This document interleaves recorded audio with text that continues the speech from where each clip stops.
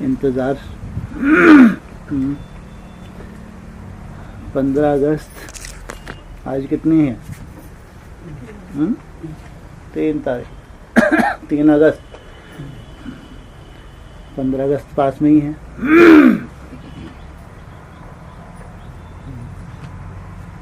खुशी से इंतज़ार है। 15 अगस्त आ रही है,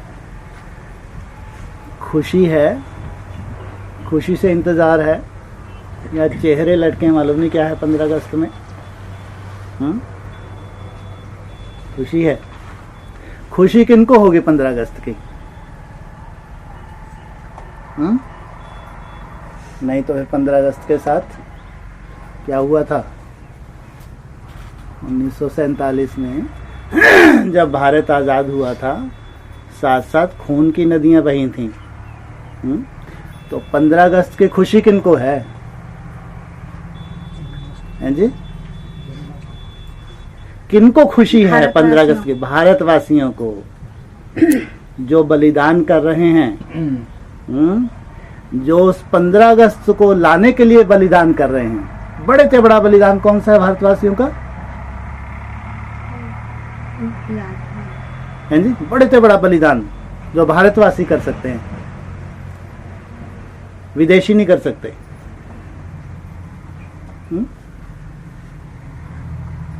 बड़े से बड़ा बलिदान भारत को आजाद करने के लिए भारतवासियों ने कौन सा दिया?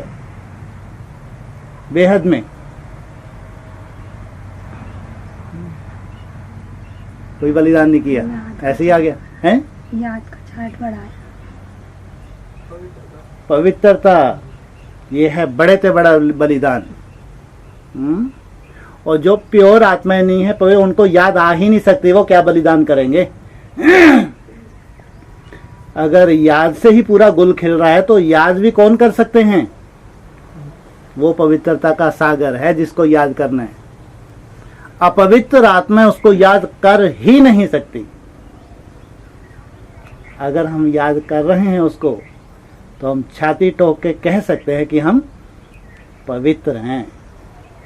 यह है बड़े से बड़ा बलिदान। तो खुशी किनको होगी? जो बड़े से बड़ा बलिदान करके भारत को आज़ाद कराने का जो स्वप्न देख रहे हैं, अभी स्वप्न देख रहे हैं, यहाँ हकीकत आने वाली है। 15 अगस्त से पहले तो स्वप्न ही कहो। भगवान भी अच्छे से स्वप्न दिखाता है। सबसे पहले भगवान ने स्वप्न दिखाया, स्वर्ग आ रहा है, आ रहा है। 80 साल हो गए उस स्वप्न में जीते हुए।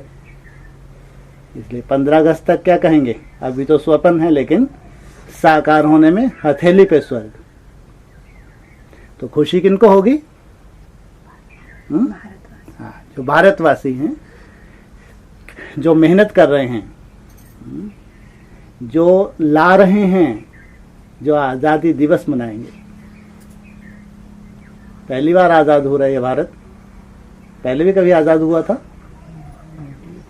हैं जी? 47 पहले कब आज़ाद हुआ था? 98 में। उससे पहले कभी आज़ाद नहीं हुआ। 47 में आज़ाद हुआ था। सबसे पहले भारत कब आज़ाद हुआ? 47 में। एक तरफ भारत की आज़ादी, दूसरी तरफ कृष्ण का जन्म हुआ। नहीं हुआ? 47 में एक तरफ भारत आज़ाद हुआ, दूसरी तरफ क्या हुआ? कौन सा कृष्ण था? संगम में कृष्ण का जन्म हुआ। वो तो भारत ही है जिसकी आज़ादी हुई थी। सतयुगी कृष्ण का जन्म हुआ। ब्रह्मा को टाइटल मिल गया, ब्रह्मा का, उसको तिलक हो गया।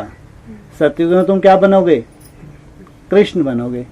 वो था सबसे पहले आज़ादी। बाबा कहते हैं आदि सो अंत। कहते हैं बाबा आदि सो अंत। आज़ादी हुई तो एक मॉडल तैयार हुआ, परमानेंट नहीं था वो। 47 में मॉडल तैयार हुआ। लेकिन अब मॉडल या परमानेंट? अब तो इसको कहेंगे परमानेंट स्वर्ग।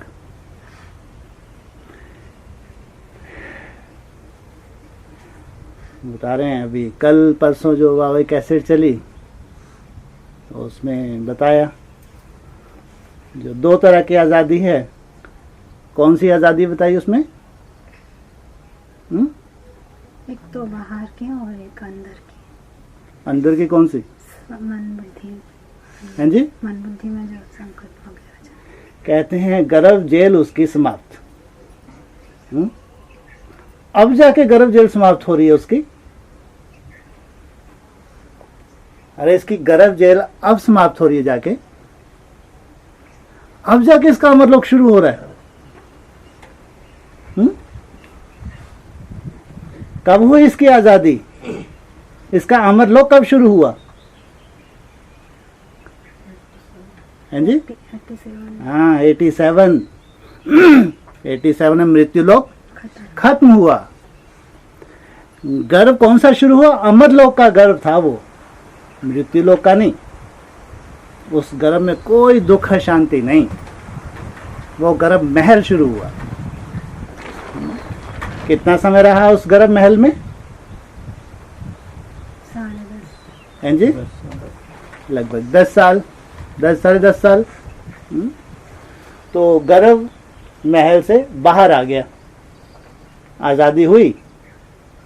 वो आज़ादी नहीं है, बच्चा बाप की गोद में आ गया तो कितने साल लगे? 10 साल। उधर 87 88, फिर बाबा ने रूम का वर्ष 89 89 का फिर 10 वर्ष 98 99, उसका फिर 10 वर्ष। ये तो उसका खुद के लिए गर्भ काल खत्म हुआ, या बाप की गोद में बच्चा पहुंचा। बाप तो त्रिकालदर्शी, लेकिन फिर 10 वर्ष 98 99 से 2009 8 9, वहां भी गर्भ काल खत्म होता बताते हैं। वहां किन के लिए?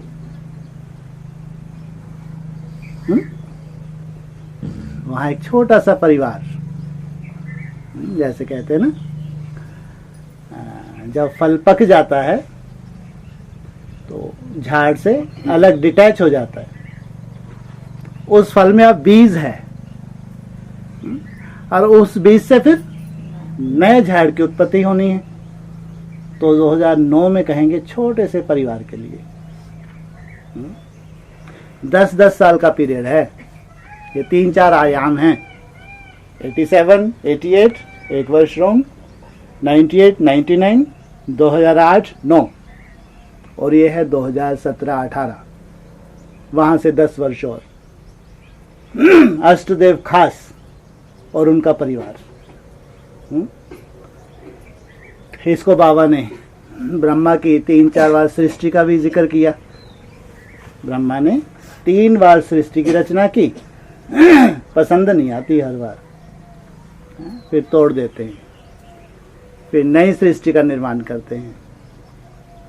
तो सबसे पहले सृष्टि कब रची? ओम मंडली, वो एक सृष्टि थी, एक संगठन था। 10 साल में उस संगठन का विनाश हो गया। फाउंडेशन किन्होंने लगाया? नया। जो विनाश हुआ संगठन, उसमें अब नई कलम लगनी है। नए झाड़ का तो नियम है ना, जो पुराना झाड़ होता है उसमें से अच्छी टाली को काट के नई कलम लगाई जाती है। तो 47 तो जो कलम लगी, कौन सी धर्म की आत्मा थी?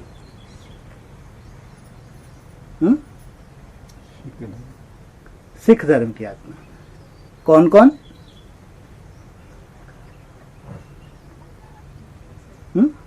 अरे चित्रों में ही तो दिखाया हुआ है। ब्रह्मा सरस्वती, क्योंकि जो सिंध था, सिंध हैदराबाद, वो पंजाब में ही था, तो उसको बाबा ने पंजाबी खून बताया है, ब्रह्मा सरस्वती को। तो सिख धर्म को फाउंडेशन वहां से लगाया, वहां से झाड़ बढ़ा। पुरानी सृष्टि का विनाश, फिर नई सृष्टि की वहां से शुरुआत हुई। बढ़ते बढ़ते बढ़ते बढ़ते वो झाड़ 18 जनवरी 69 बहुत बड़ा हो गया झाड़। और फिर इस झाड़ का विनाश, पहले मम्मा ने शरीर छोड़ा, वहां से झाड़ हिला।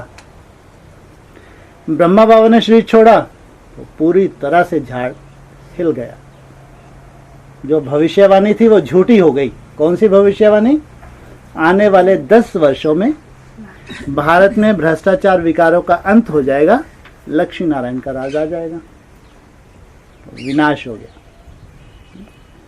जो बहुत झाड़ बढ़ा था, लंबा चौड़ा हुआ था, अब उसमें से क्या किया? ज्ञान का झाड़ बढ़ा, उसमें से फिर नया झाड़ तैयार किया, उसमें से काट के, कलम को काट के। कब तैयार हुआ नया झाड़?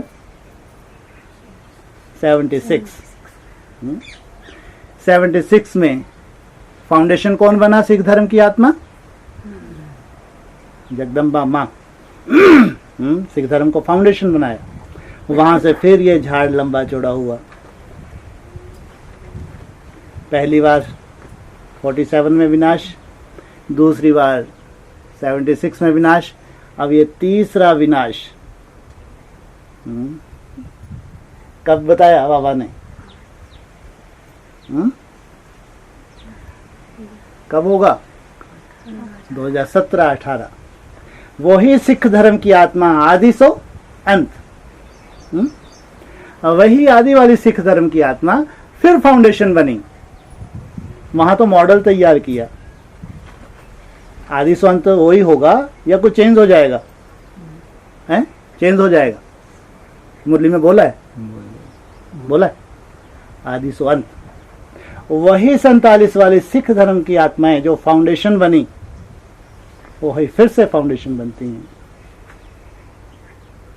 अब तो फाउंडेशन कंप्लीट हो रहा है, अभी तक फाउंडेशन गर्भ के अंदर था। जब सृष्टि का विनाश होगा, ब्राह्मणों की सृष्टि का, तब वो फाउंडेशन गर्भ से बाहर आ जाता है। तो वही सिख धर्म की आत्माएं कहां से चली हुई है? इनकी यात्रा कहां से शुरू की है इन्होंने? लास्ट में जो सिख धर्म में होती हैं, इनकी यात्रा कहां से शुरू होती है? हैं जी? अरे इनकी यात्रा ब्रॉड ड्रामा में यात्रा कहां से शुरू करती हैं? सब धर्मों में चक्कर लगाती है, नहीं लगाती? नहीं लगाती। सिख धर्म तो आखिरी है ना, तो कहां से चक्कर लगाया इन्होंने? ऊपर से चक्कर लगाया। सब धर्मों का चक्कर लगाते लगाते लगाते लास्ट में सिख धर्म में। संस्कार कौन से हैं इनके? संस्कार कौन से हैं? देवता धर्म के संस्कार। लेकिन 2 नंबर का है या फर्स्ट नंबर का है? फर्स्ट नंबर का। देवता धर्म के बाद, देवता धर्म के बाद सिख धर्म को बताया। ऐसा क्यों? देवता धर्म कौन सा, और उसके बाद देवता धर्म को फाउंडेशन क्यों नहीं बना लिया? सिख धर्म सेकंड या फर्स्ट? सेकंड। क्योंकि वो जो आत्मा ऊपर से चली हुई हैं वो कहाँ है? लास्ट में सिख धर्म में। और यहाँ देवता धर्म कौन सा है जिनके बाद इनका नंबर लगा? जो और धर्मों में जाता ही नहीं है। किसका जन्म हमेशा भारत में ही होता है? हाँ, मैं सदा ही भारत में ही जन्म लेता हूं, विदेशों में जन्म नहीं लेता। तो उसके बाद जो सेकंड नंबर, वो आत्माएं जो प्रजापिता की आत्मा बताया, जो पूरा चक्कर लगाती है, वो लास्ट में उसके संस्कार तो देवता धर्म के हैं, लेकिन राजाई का वर्षा देने के लिए सब धर्मों का चक्कर लगाया। किसी धर्म में रुक जाती है या वापस तना में आ जाती है? हाँ, इसलिए उसे किसी धर्म का उसके ऊपर छिलका नहीं रहता। बाप रहने ही नहीं देता, वापस कहाँ ले आता है? वापस तना। तो वो संस्कार कौन से कहेंगे उनको भी? देवता धर्म के संस्कार। तो वही आत्माएं 47 में भी निमित्त बनी। नदी पार हुई।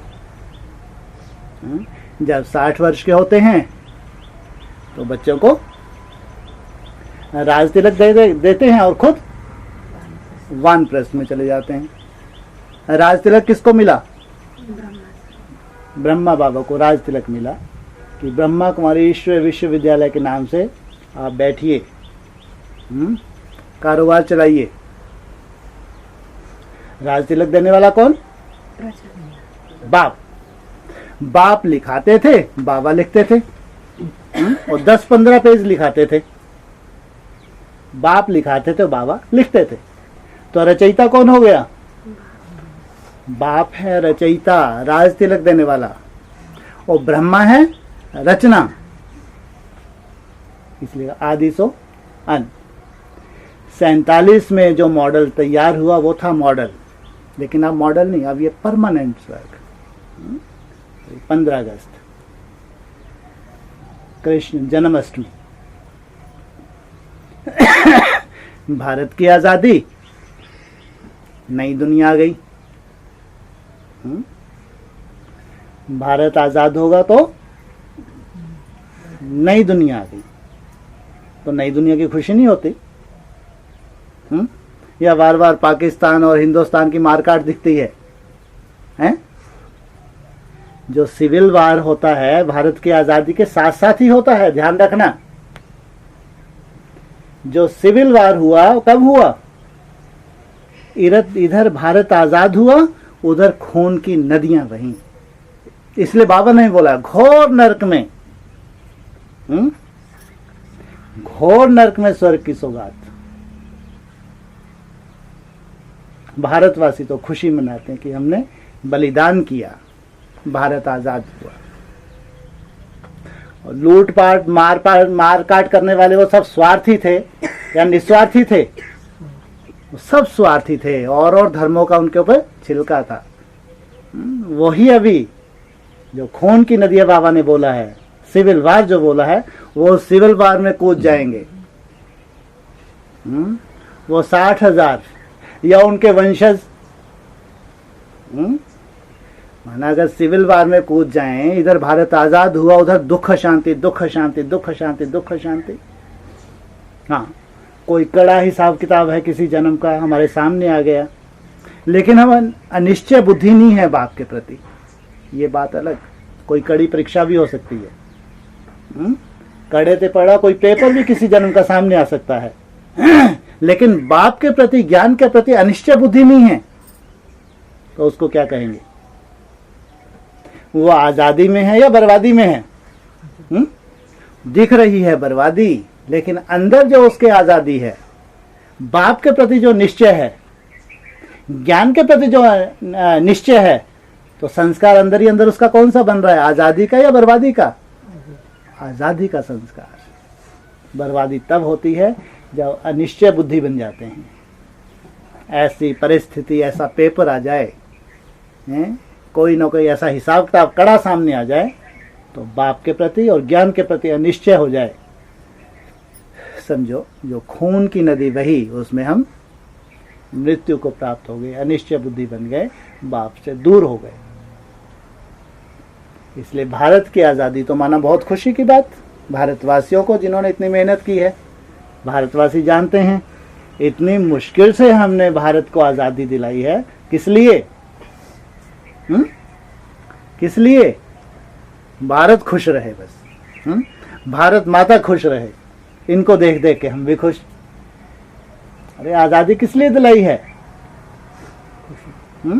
हाँ, हम उस भारत में रहें जहां दुख शांति का नामो निशान नहीं है, जहां इतना सुंदर वायुमंडल है, जहां इम्प्योरिटी का नामो निशान नहीं है। उस सुंदर वायुमंडल में रहने का हमको चांस मिले, उस स्वर्ग में हम पहले से पहले हम प्रवेश करें। कितनी आत्माएं, वो भारत जो आजाद होगा, हो रहा है, कितनी आत्माएं ज्यादा से ज्यादा रहेंगी?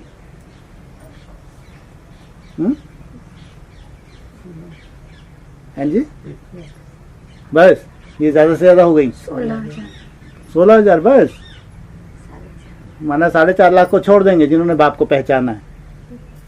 4.5 लाख आत्माएं हैं जो ये मानती हैं हमने भगवान को पहचाना है, जाना है, हैं?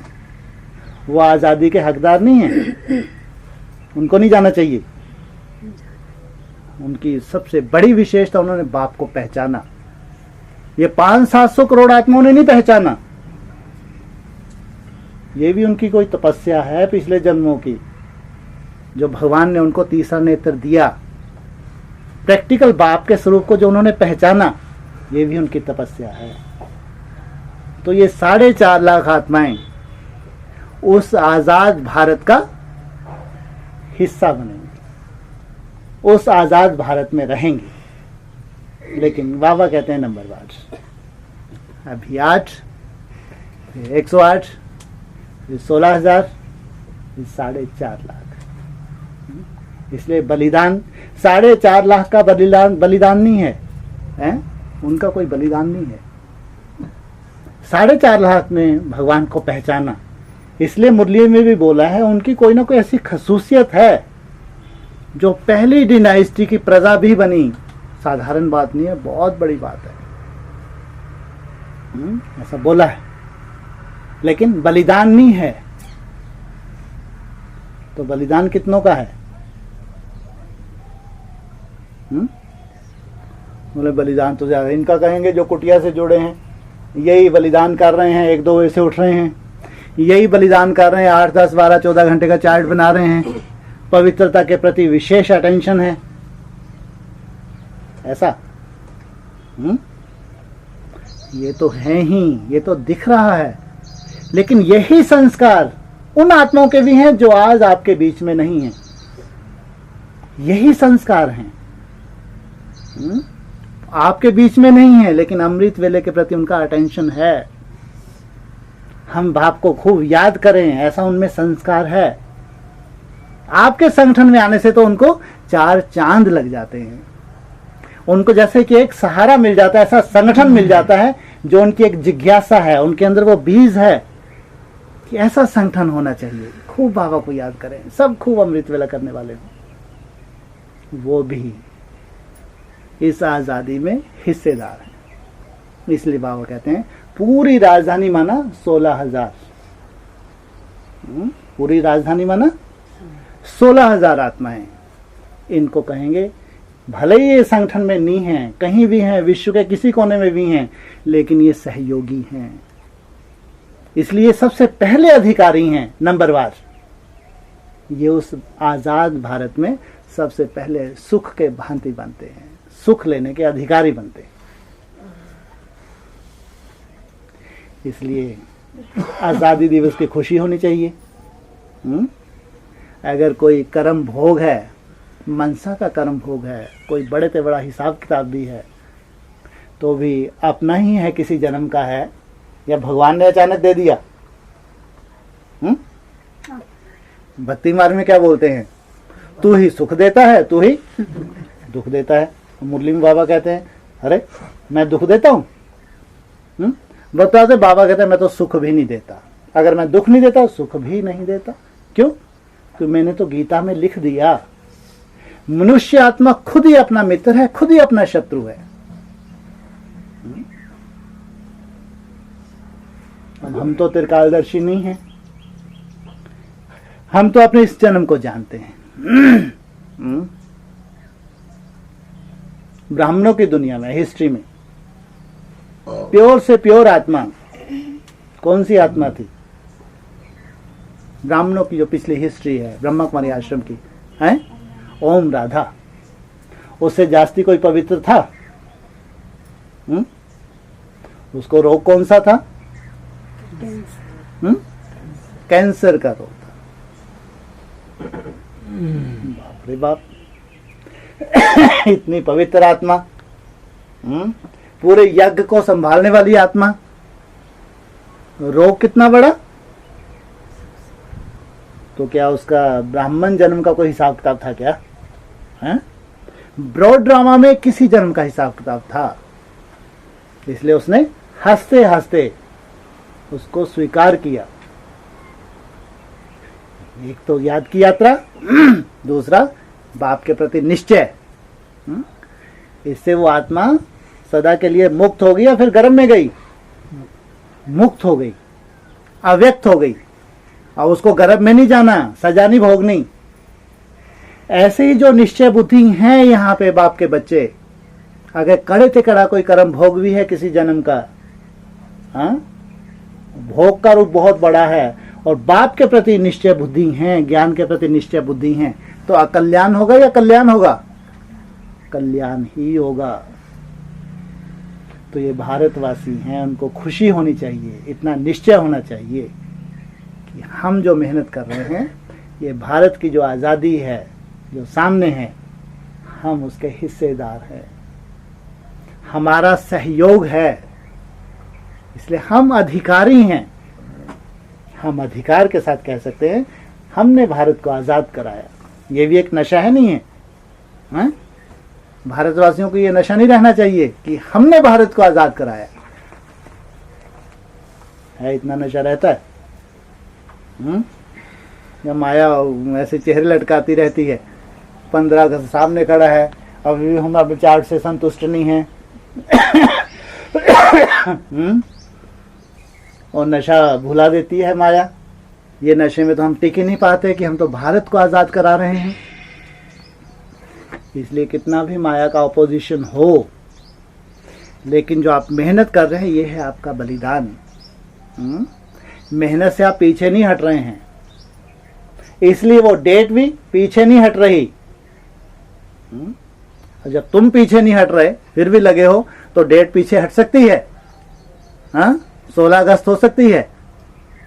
जब डेट एक दिन भी पीछे नहीं हो सकती, आधार क्या?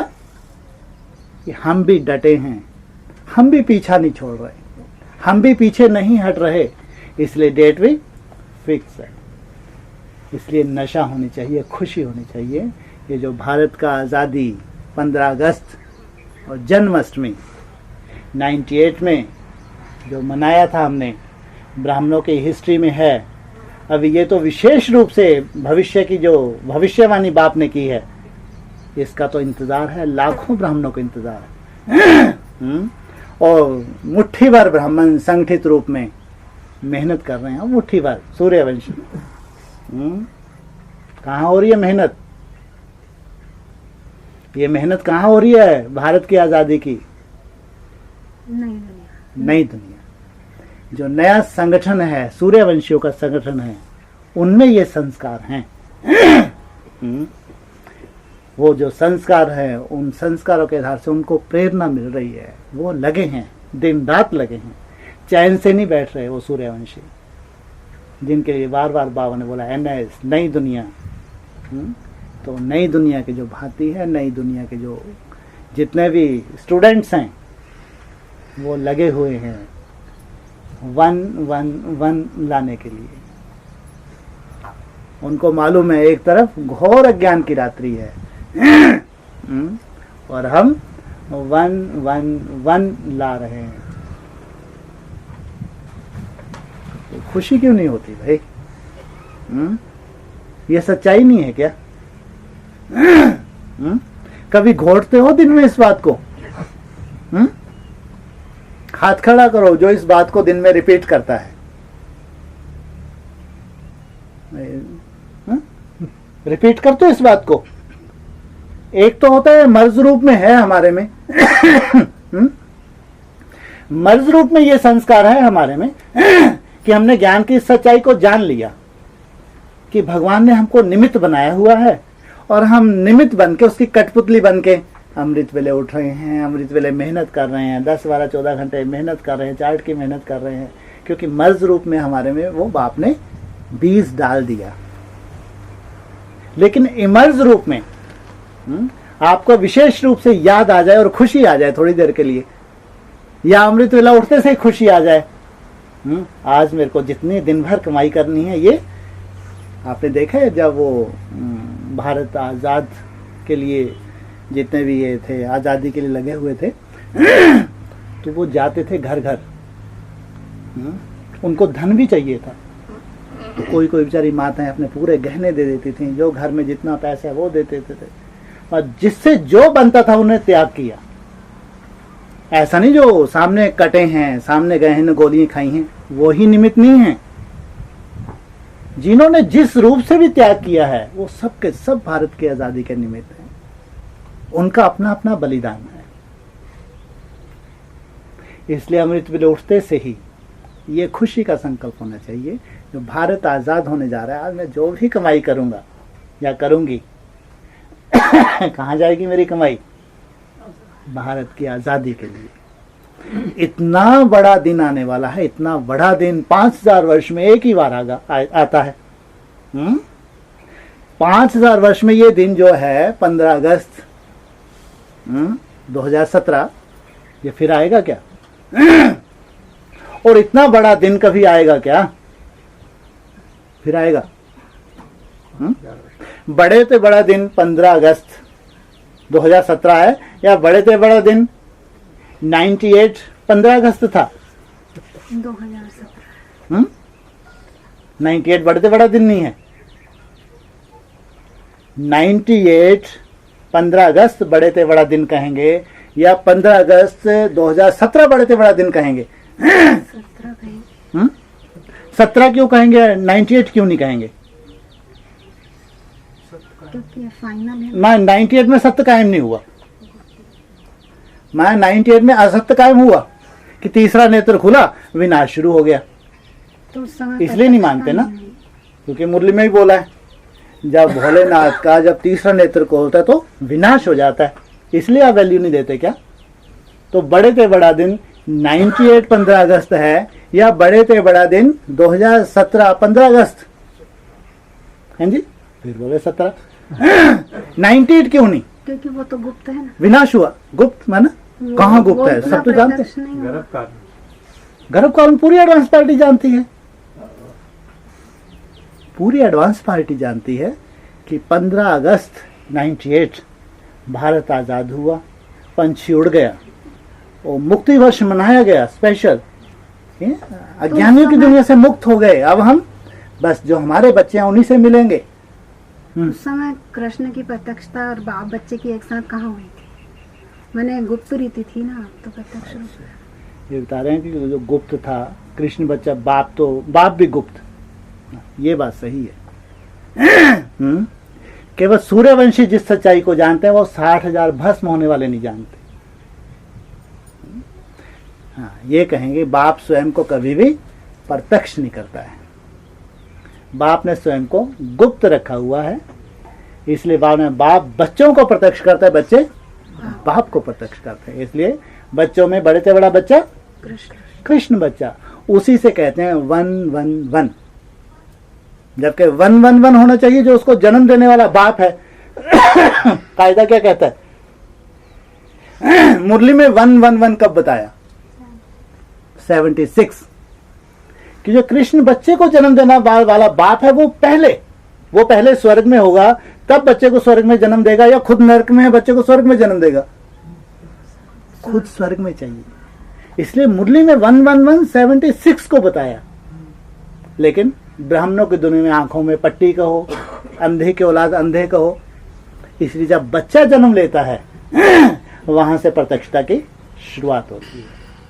इसलिए बड़े बड़े दिन वो तो गुप्त कहेंगे, 98 गुप्त, 76 गुप्त, लेकिन ये कहेंगे प्रत्यक्ष। इसलिए है प्रैक्टिकल पार्टी। सूर्यवंशी है प्रैक्टिकल पार्टी। जो भी अभी तक गुप्त था अब वो पूरा प्रत्यक्ष सामने आता है। इसलिए बड़े से बड़ा दिन कहेंगे 15 अगस्त 2017।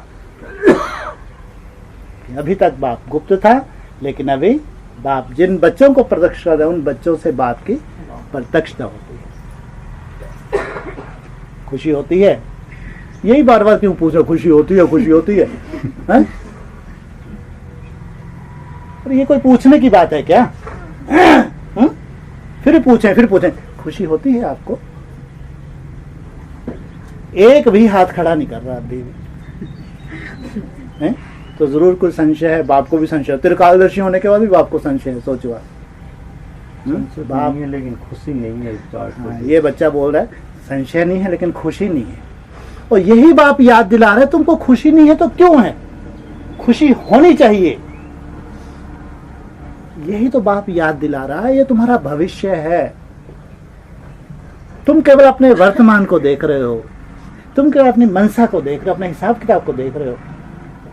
ये जो भविष्य है ये तुम्हारी खुशी है। इसलिए बाबा को बार बार पूछना पड़ता है, हाथ खड़े करो, हाथ खड़े करो। एक भी हाथ खड़ा नहीं करता, इतने ईमानदार है। जब हमारे पास वो सच्ची खुशी ही नहीं है तो हम हाथ क्यों खड़े करें। इसलिए बाबा कहते हैं ये बाप का डिसरिगार्ड। क्या कहते हैं बाबा, ये बाप का डिसरिगार्ड। माना तुमको ये निश्चय नहीं है कि मेरे को वो बाप मिला है जो इस दुनिया में मेरे को ले जाएगा। मैं कैसा भी हूं, कैसे भी मेरा हिसाब किताब है, लेकिन मैंने बाप को छोड़ा है, छोड़ दिया, बाप के प्रति निश्चय बुद्धि हो गया, अलग हट गया, अज्ञानी की दुनिया में चला गया, तो बाप अपना कर्तव्य नहीं निभाएगा। नहीं निभाएगा, कोई उम्मीद नहीं है। इसलिए बाबा को पूछना पड़ता है, बोलो अब तो एक आध हाथ खड़ा करो, किसको खुशी है? एक दो, इधर नहीं है। खुशी होनी चाहिए। हम ला रहे हैं, हम ला रहे हैं, कोई दूसरे नहीं ला रहे। कोई ऐसे आने वाले नहीं है 10-12 दिन में कि टपक जाएंगे ऊपर से कोई फरिश्ते आगे आगे आके बैठ जाएंगे, तुम्हारे आगे आगे छाती पे बैठ जाएंगे। हम ला रहे हैं? नहीं, तुम ला रहे हो। इसलिए निश्चय बुद्धि तो विजय। जो तुम्हारे में मुरझाहट है, तो ऐसे शुभ संकल्प करके उस मुरझाहट को दूर करो। सदा सुख का वर्षा लो, सदा सुख का वर्षा। कम से कम अब तो ये संस्कार बना लो। बाबा तो चाहता था शिवरात्रि पे ये संस्कार बना लें। क्या बोला था शिवरात्रि पे? सदा मुस्कुराना। बाप की तो बहुत समय से इच्छा है मुस्कुराओ, नहीं मुस्कुराते। बाप चाहते हैं इनके संस्कार पर, क्योंकि जो स्वर्ग आ चुका तुम्हारे लिए आ चुका, अभी भी जो है तुम्हारे लिए है। और तुम बोलते जब तक मैं सेटिस्फाई नहीं हुआ मैं नहीं मुस्कुराऊंगा। बाप कहते हैं तुम्हारे हिसाब किताब भी चुकतू हो रहे हैं। ये भी चुकतू हो रहे हैं, तुम्हारा स्वर्ग दूर नहीं है। इसलिए बार बार निश्चय दिलाते हैं, निश्चय में रहो, खुशी में रहो। ये अच्छी शूटिंग होगी। तुम कर रहे हो, तुम निमित्त हो, अच्छी शूटिंग करो। जैसे बेसिक में बच्चा बुद्धि थे, उनको बार बार स्वयमान याद दिलाते, इस स्वयमान में रहो, वैसे रहो, वैसे रहो। एक खुशी की शूटिंग होती है। तुम तो प्रैक्टिकल स्वयमान को धारण करने वाले हो, इसलिए चिंतन होना चाहिए। अमृत वेले उठ के ये चिंतन करो, ये सुंदर संकल्प धारण करो। चिंता मत करो दिन भर माया का क्या वार होगा, कितना मैं सफल हो पाऊंगा, कितना चार्ट, उसकी चिंता मत करो। सबसे बड़े तुम बाप के हो, बाप की गोद में हो, बाप से दूर नहीं हो। अनिश्चय बुद्धि बन के बाप को तुमने छोड़ नहीं दिया। ये कम बात है क्या? या ऐसा लगता है 15 अगस्त तक कोई भूत आएगा? ऐसा लगता है कि मालूम 15 अगस्त तक कोई भूत आ जाए, मेरे को बाप से दूर कर दे? ये भी तुमको उम्मीद नहीं, इतना निश्चय है तुमको। तो फिर जब ये आज़ादी दिवस हम मनाने जा रहे हैं तो ये तुम सहयोगी हो। इसलिए खुश रहो। इसलिए हमेशा हाथ उठाया करो कि हम क्या हैं, हम इस आज़ादी को लाने वाले हैं। हमने बलिदान किया है, हमारे बलिदान से ये आज़ादी आई। हम अधिकारी हैं। हम सबसे पहले ठोक के बोल सकते हैं, सबसे पहले हम इस स्वर्ग के अधिकारी हैं, हम ही जाएंगे। इसलिए बाबा कहते हैं निश्चय बुद्धि तो विजयंती, अनिश्चय बुद्धि तो विनश्यते। इसलिए स्वयं का ही संकल्प है। जैसा संकल्प धारण करोगे, जो बीज धारण करोगे, वही तुम्हारा भविष्य है। भारत आजाद हो रहा है, कौन ला रहा है आजादी? हाँ, ये निकलना चाहिए, वाचा में आना चाहिए। ऐसा नहीं अंदर से हम बोल दिया। ये खुशी है, खुशी वाचा में भी झलकनी चाहिए, हमारे चेहरे से झलकनी चाहिए। ओम शांति।